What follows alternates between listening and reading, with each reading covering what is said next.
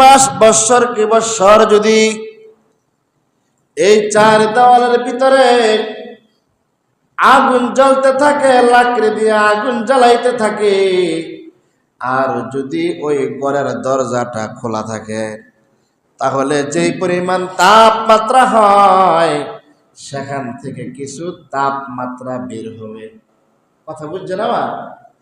যদি একটা আবদ্ধ ঘরের মধ্যে 1 মাস 1 বছর যাবৎ 24 ঘন্টা ব্যাপী আগুন জ্বলতেই থাকে, যদি ওই ঘরের দরজাটা খোলা থাকে, ভিতরের তাপমাত্রা কি কমবো না বাড়বো?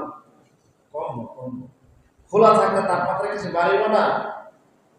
আরো উদাহরণ দেয় যে যখন চুলার ভিতরে একটা পাতিলা বসানো হয়, আর এই পাতিলার মধ্যে যদি গরম পানি দেওয়া হয়, যদি পাতিলার ঢাকনাটা খোলা থাকে তাইলে কি পানি তো গরম হবে, কিন্তু যদি ঢাকনাটা এটা এরকম ফিল আপ থাকে তাইলে আগের চেয়ে খোলা থাকলে যেরকম গরম থাকার কথা ছিল, যদি ঢাকা থাকে গরমটা কি এর বেশি থাকবে না কম থাকবে?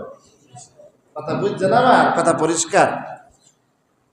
চুলার উপরে যদি গরম পানি বসায়, পাতিলার উপরে যদি পাতিলার ঢাকনা খোলা থাকে তাইলে পানিটা চূড়ান্ত পর্যায়ে গরম হবে কথা সত্য, কিন্তু গরমের যে একটা ভাপ আছে এই ভাপটা উপর দিয়ে কি চলে যাবে।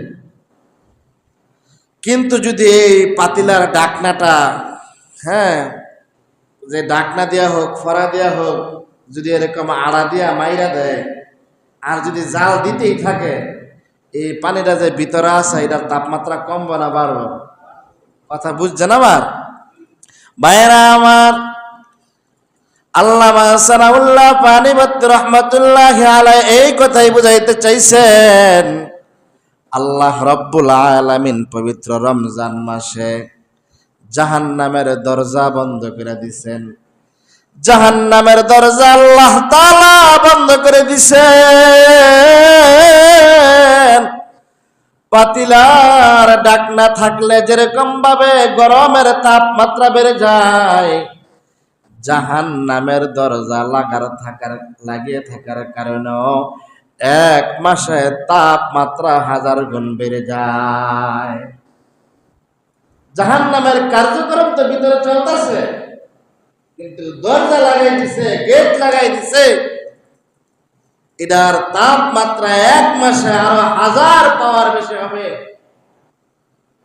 আর আল্লাহ রাব্বুল আলামিন জান্নাতকে দীর্ঘ 1 মাস যাবত সাজাইছে।